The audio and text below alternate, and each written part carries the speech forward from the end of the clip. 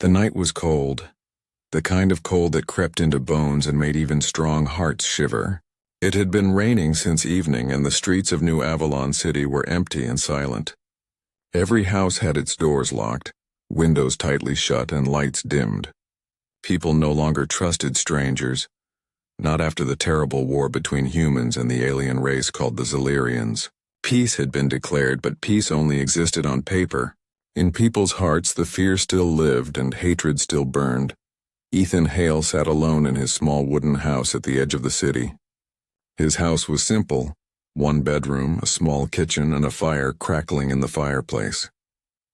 He had just finished his dinner and was pouring himself a cup of warm tea when he heard it, a knock at the door. It was soft, uncertain, like someone scared to be heard but desperate not to be ignored. Ethan frowned. He almost thought it was the wind, but then it came again. 3 soft knocks. He stood up slowly. Who would come at this hour? And in this storm? He opened the door just a little. What he saw made him freeze. A woman stood there, completely soaked from the rain. Her silver-blue skin shimmered faintly under the light from his home. Her eyes, glowing a soft, pale blue, were filled with fear and exhaustion. Her hair, long and white like moonlight, clung to her wet face and clothes. She was not human. She was Zilirian. Before Ethan could speak, her voice came out in a broken whisper, shaking with cold and pain. Please, please help me. I'll do anything. I'll pretend to be your wife if you want. Just give me shelter. They're hunting me. Ethan's heart pounded. His first instinct was to slam the door. His last memory of Zilirians was blood, war, and dead friends. But the woman in front of him wasn't a soldier. She was trembling, breathing heavily like she had been running for hours. Her lips were turning pale from the cold, and she could barely stand. Please, she whispered again. I don't want to die outside. Rain washed over her shoulders. Her hands were bruised, and a thin trail of blood ran down her wrist. Ethan looked into her eyes. Not angry, not dangerous, just tired, scared, and alone. For a long moment he said nothing, then with a sigh he opened the door wider. Get inside, before someone sees you. She stepped in slowly, almost as if she could not believe it. The warmth from the fireplace touched her skin, and she shivered hard. Ethan closed the door behind her and locked it. He handed her a blanket. Her fingers brushed his hand lightly as she took it, and her voice trembled. Thank you. He studied her carefully. What's your name? Lyra, she said softly, pulling the blanket around herself. Her voice was weak, but her words were gentle. I won't cause trouble. I just need a place to stay for one night. After that, I'll leave. Ethan hesitated. And if someone comes asking? She looked at him with watery eyes. Then tell them I'm your wife. Humans only search unmarried men. They won't search a married home deeply. Ethan ran a hand through his hair. This was madness, helping an alien, lying to his own people. But as he looked at her again, shaking, soaked and broken, he knew he could not send her back into the storm. He nodded slowly. Fine, just for tonight. Lyra lowered her head. A single tear fell. Thank you. Truly. Outside, the storm raged on. Inside, 2 strangers, once enemies, sat in silence by the fire, not knowing how this small act of kindness would change their lives forever.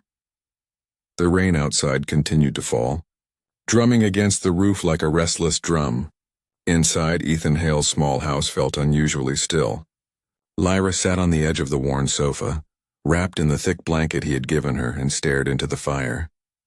Her blue eyes, glowing faintly even in the dim light, reflected fear, exhaustion, and something deeper, loneliness. Ethan stood nearby, sipping his tea silently, unsure of what to say. Minutes passed in quiet tension, broken only by the soft crackle of the fire. Finally, Lyra spoke, her voice trembling. I am not like them. Not the ones who fought your soldiers. I never wanted the war. I just want to live. Ethan's heart softened a little. Then you came to the wrong place. Humans don't forget easily. Zilirians, he stopped, shaking his head. They fear you, and they sometimes hate you. She nodded, biting her lower lip, trying to hold back tears. I know, that's why I begged. I would have done anything to survive, even if it meant pretending to be something I'm not. Her words were almost a whisper, but the weight behind them made Ethan tense. For a long while, neither of them spoke again. Ethan moved to prepare a small meal, the smell of bread and broth filling the tiny kitchen. Lyra helped silently, her hands careful and precise, almost like she had done this before. The sight of her trying, making small mistakes but still smiling faintly, was strangely comforting. She wasn't a spy, at least not in the way he had feared. She was just human in her desperation. As they ate together in silence, a fragile rhythm of normality settled over the room. Lyra tried to smile, but her eyes betrayed her anxiety. Every sound outside made her flinch. She explained softly, almost shyly. I had nowhere else to go. Every door was closed. Every human looked at me like I was a threat. I ran. I ran until I could barely move. Ethan nodded slowly, understanding far more than he wanted to admit. Sometimes survival doesn't give us choices, only risks. Her gaze lifted to meet his, filled with something like hope but tinged with fear. Do you trust me? Even a little? He paused, setting his spoon down. He didn't answer immediately. He wanted to say no. He wanted to keep her at arm's length, and yet the truth pressed against his chest. He couldn't turn her away. Not now. Not when she was so broken and human, even if her body was alien. I don't know yet, he admitted finally, but I'll try. One night is all I can offer. After that, you leave. Lyra's shoulders relaxed just a little. She whispered, thank you. For even that. As the evening wore on, the firelight danced across the room, painting warm colors on her silver skin. Ethan watched her clean the small kitchen, her movements careful, almost shy. He realized how delicate her existence was, how easily the world could crush her. He felt a strange, unfamiliar protectiveness rising in his chest. Later, she sat by the window, staring out at the storm. Do you ever wonder, she asked quietly, if humans and Zilirians could ever understand each other? If we could just live without fear? Ethan leaned against the wall, arms crossed, watching her profile. I used to believe in that, he admitted, before the war. Now, I think understanding is rare, but moments like this, he nodded toward the fire, toward her, they remind me it's possible, even if just for a night. Lyra's eyes glimmered with unshed tears. I'm so grateful. I don't know what I would have done otherwise. Ethan didn't respond. He only nodded quietly, letting her words sink into the warmth of the room. Outside, the storm raged, but inside, a fragile peace had begun to grow. Delicate, uncertain, but real. Two enemies, once destined for fear and violence, were now sharing a moment of humanity. Neither of them noticed how close the night was drawing, nor how quickly this fragile peace would be tested. But for now there was fire, warmth, and the quiet understanding that sometimes survival came in the form of trust. And maybe, just maybe, something deeper. Days passed slowly in Ethan Hale's little house. The storm outside had ended, but the world beyond still felt cold, gray, and unwelcoming. Yet inside there was an unusual quiet. Lyra, the alien woman he had taken in, moved carefully around the small rooms, learning the rhythms of the house. She helped clean, watered the tiny plants by the windowsill, and even tried cooking, though she often made small mistakes. Each mistake brought a soft laugh from Ethan, though he pretended to scold her. Their conversations were short at first. They talked about nothing important, small details about food, the way rain sounded on the roof, the warmth of firelight in winter. But slowly these small words became something more. Lyra asked about his past, and Ethan told her in broken sentences about his childhood, his days as a soldier, and friends he had lost in the war. She listened with gentle eyes, never interrupting, though sometimes her hand brushed his as she placed a cup on the table. One evening, Lyra spoke quietly, almost as if afraid her words would vanish in the firelight. I used to see gardens in my home world that glowed at night, she said, her voice soft, almost dreamlike. I thought they would always stay beautiful. But then the war came, and nothing stayed beautiful anymore. She lowered her gaze. I miss that light. Ethan nodded, looking into the fire. I know what you mean. I used to think I would always have friends who watched my back. But the war, it took them. Some things are gone forever. Lyra reached out and placed a tentative hand over his. The gesture was small, but it spoke of trust and hope. Ethan felt a strange warmth in his chest. He hadn't realized he needed someone so badly until now. "You don't hate me, do you?" she asked softly, her glowing eyes full of fear. Ethan blinked. For a moment he didn't answer. He thought about the soldiers he had fought, the destruction he had seen, and the bitter anger that had once consumed him. And then he looked at her, fragile and real, and shook his head. "No," he said finally. "I'm tired of hating." That night, Lyra slept by the fire on a small mat Ethan had laid for her. But even in sleep, she flinched at sounds he could not hear. Whispers in her alien tongue that carried nightmares of war and hunting. Ethan stayed awake, watching her silently, would protect her from every shadow, from every danger outside his small home. He didn't understand why he cared so much, but he did. The days turned into a quiet routine. Ethan would repair machines or tinker in his small workshop, while Lyra helped him in simple ways, bringing him tools, sweeping the floors, making the meals as best as she could. And in that routine, they discovered something neither of them expected. Comfort. Simple, small comfort, born from the unlikeliest of friendships.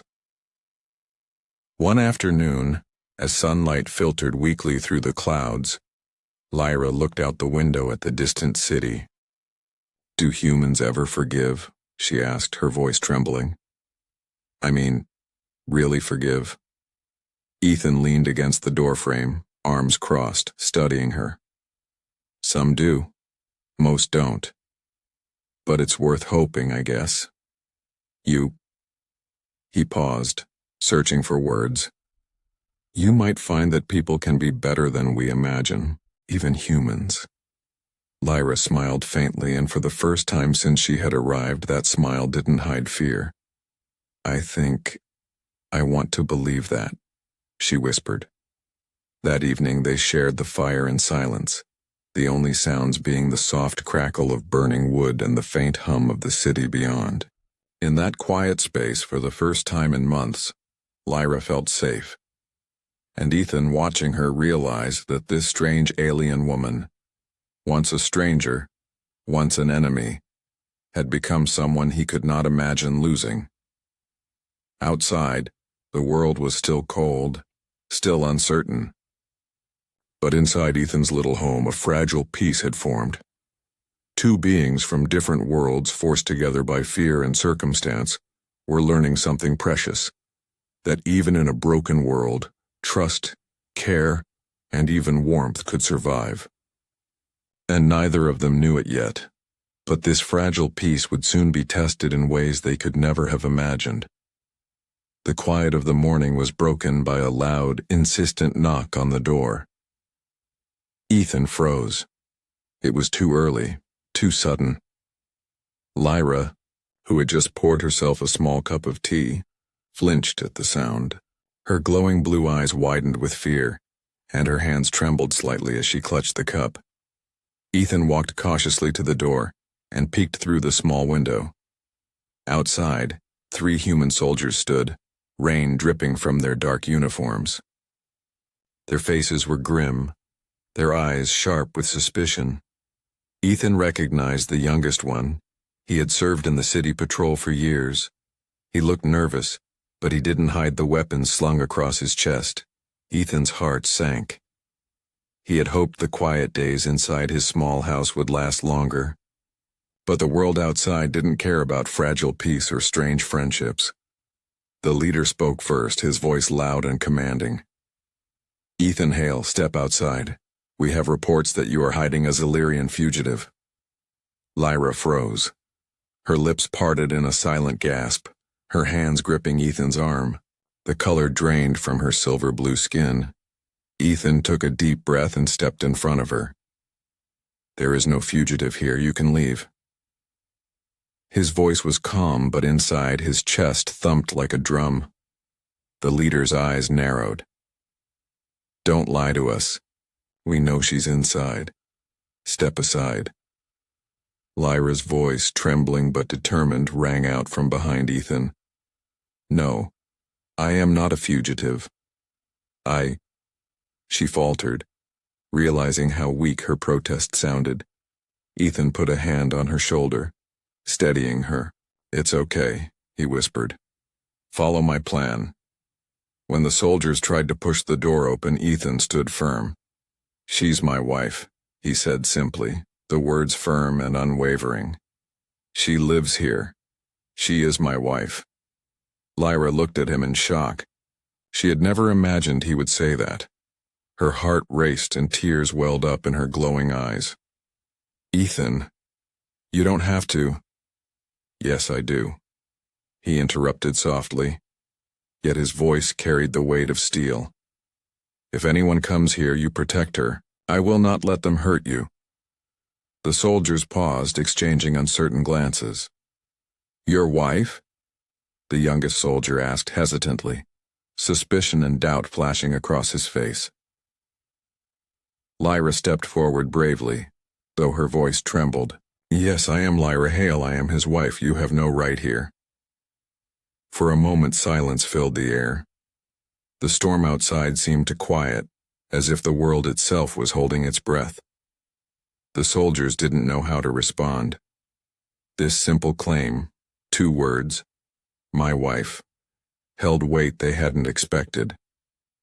The leader's face hardened. "We will search your house, no tricks." Ethan felt Lyra's hand squeeze his tightly. Her pulse was fast against his own. He took a deep breath and nodded. "Do what you must," he said, though his muscles tensed like steel wires. The soldiers moved through the house, checking every room. Ethan kept close to Lyra, his presence a shield. She followed his instructions, holding his hand, looking small but defiant. The fear in her eyes made Ethan's chest ache, but he did not falter. Minutes felt like hours. Finally, the soldiers, finding nothing incriminating, started to leave, but the youngest one hesitated, pointing at the faint markings on Lyra's wrist. "Sir, she has Zillyrian markings." Lyra froze. Ethan felt her tremble.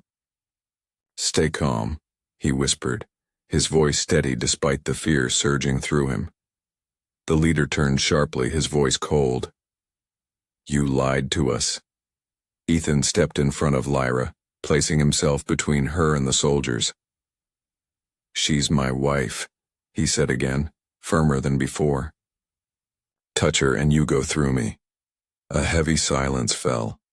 Outside, the storm had returned, rain tapping against the windows like nervous fingers. Inside, 2 worlds collided, but Ethan would not back down. Not now. Not ever. Lyra looked up at him, tears falling freely. Why are you doing this for me?" she whispered, voice breaking. Ethan's eyes softened, though his stance remained unyielding. "Because you're not just pretending anymore." The room was thick with tension. Ethan stood rigid, his body a wall between Lyra and the soldiers. His hand rested near his side, ready for whatever would come, though his mind raced with every possible danger. Lyra's small hand found his, gripping tightly, trembling like a fragile bird caught in a storm. The leader of the soldiers stepped closer, his boots echoing on the wooden floor. "We know she's a Zillyrian," he said sharply. "You lied to protect her. Do you understand the consequences?" Ethan met his gaze steadily. "I understand. And I don't care. She stays. Not one of you touches her." Lyra's voice trembled as she whispered, "Ethan, you don't have to do this. Please. I can survive on my own." He shook his head. No, I won't let them hurt you. Not now. Not ever. The youngest soldier, the one who had hesitated earlier, looked conflicted. His eyes flicked between Ethan and Lyra, doubt and fear written across his face. Sir, if she's with him, then she's... He trailed off, unsure how to finish the sentence.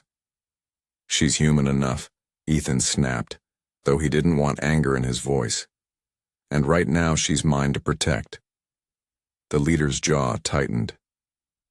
You're making a mistake. One wrong move and this will cost lives. Yours included. Ethan's grip on Lyra's hand tightened. He could feel her heart hammering against his. I know the risks, he said softly, and I accept them. The soldiers exchanged glances, measuring Ethan's resolve. He did not flinch. He did not step back. In that moment he became more than just a man defending a stranger. He became a protector, a shield against a world that had never shown mercy to either of them. Lyra's lips trembled as tears began to fall. You don't have to sacrifice yourself for me, she whispered. I can run again. I can hide.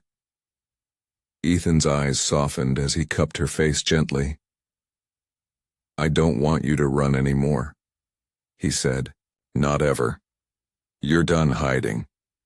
If I have to stand alone to make sure you live safely, then I will. But I won't let you go through the world alone.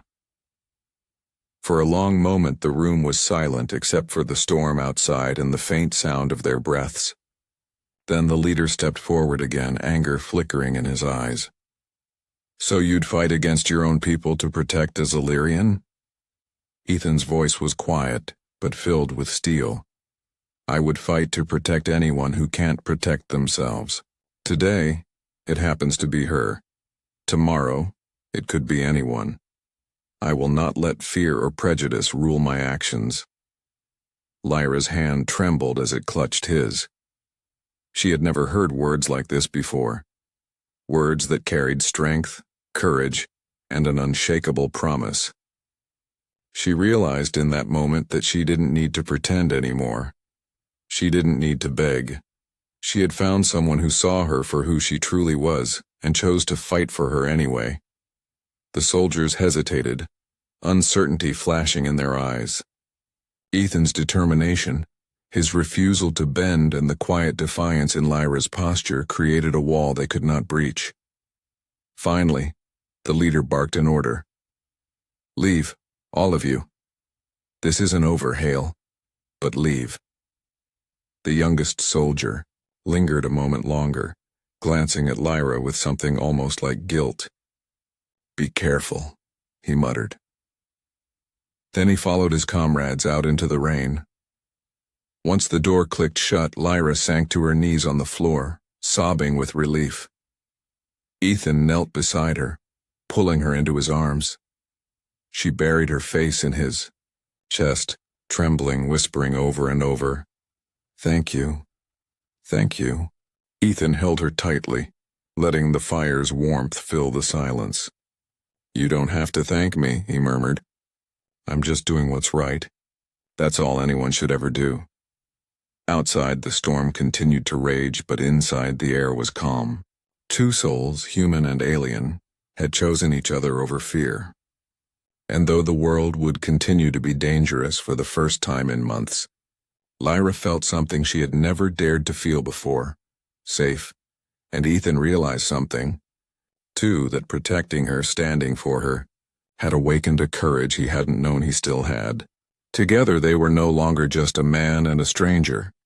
They were something stronger, something unbreakable. The storm had returned, heavier than before, hammering against the roof and windows of Ethan's small house. Inside, the warmth of the fire could not chase away the tension that lingered in the air. Lyra sat close to Ethan, her small hand clutching his as if letting go would mean losing the last shred of safety she had. Her glowing blue eyes darted to every shadow, every movement outside, her fear palpable and real. Ethan's jaw was set tight. He had not slept, had barely eaten, but his mind was sharp and focused. He knew the soldiers would return. He knew they would not forgive the defiance he had shown.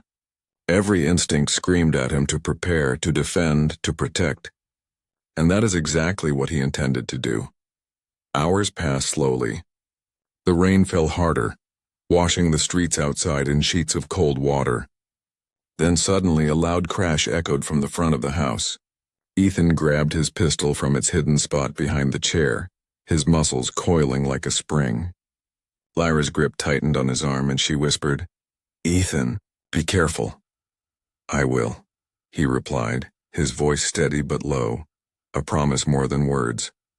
3 soldiers burst through the storm outside, soaked and angry, their weapons raised. Their eyes blazed with determination and rage. Ethan didn't flinch. He stepped in front of Lyra, shielding her body with his own, the pistol shaking slightly in his hands. "Step aside," the leader growled. "This is your last chance, Hale." "I said no," Ethan said firmly. "Leave or you don't walk away." The leader's eyes narrowed and he raised his gun. Ethan's finger tightened on the trigger. The world seemed to slow, rain blurring the edges of the room, the fire casting dancing shadows over Lyra's terrified face. Then a shot rang out. Not from the soldiers. From Ethan. The lead soldier yelped, clutching his shoulder as he fell to the wet floor. The others froze, their anger flickering into shock.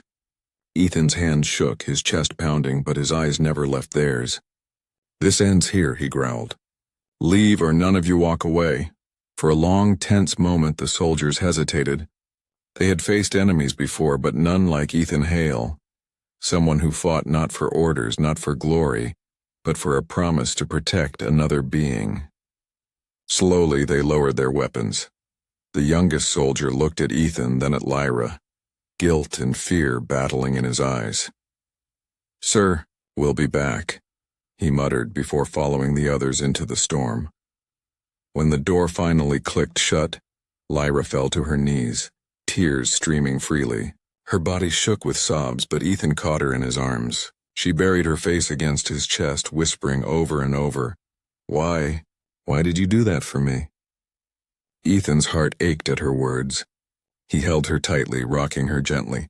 "Because you're not just pretending anymore," he said softly. "I promised I would protect you, and I always keep my promises." Lyra lifted her face slowly, glowing eyes filled with emotion. I don't know how to thank you," she whispered. I thought everyone would hate me, that no one would care." Ethan shook his head, brushing wet hair from her face. "It's not about hate or fear. It's about doing what's right. Even if the world has gone mad, some things should never be wrong. Protecting someone, saving someone, that is never wrong." The storm outside began to fade, leaving the city streets covered in a thin layer of snow, cold and pure. Inside, the room smelled of rain, fire, and something new, hope. Lyra's trembling slowly eased as Ethan held her close. She whispered again, her voice barely audible. "I don't want to pretend anymore. Not with you." Ethan smiled softly, warmth in his eyes. "Then you don't have to. You're safe now, and I mean to keep it that way no matter what comes next." For the first time since the war, the world outside seemed distant, irrelevant. Inside the small house, a human and an alien sat together, bound by trust, courage, and something more fragile but stronger than any weapon: love and loyalty. The snow fell silently outside, covering the blood, covering the fear, covering the storm. Inside, 2 hearts beat together in the quiet after the chaos, ready to face whatever the world would throw at them next. And for the first time, Lyra truly believed she had a home. Morning arrived quietly. The storm had passed, leaving the streets of New Avalon City covered in fresh snow. The world outside seemed cold and empty, yet the small wooden house at the edge of the city glowed with warmth and life. Inside, Ethan Hale and Lyra sat by the fireplace, wrapped in blankets, hands intertwined. The events of the previous night still lingered in their minds: fear, tension, and the sharp edge of danger. but now a fragile sense of peace had settled over them. Lyra's glowing blue eyes met Ethan's, and for the first time she spoke without hesitation. "Ethan, I don't want to pretend anymore. If you'll have me, I want to be your wife, truly." Ethan blinked, his heart catching in his chest. The words, soft and sincere, carried the weight of hope and trust. He had fought, risked everything, and protected her when the world would not. But hearing her speak from the heart, not as a plea for survival but as a choice of her own, made the warmth in his chest expand. "I'd like that," he said softly, a small smile tugging at his lips. "I want that too."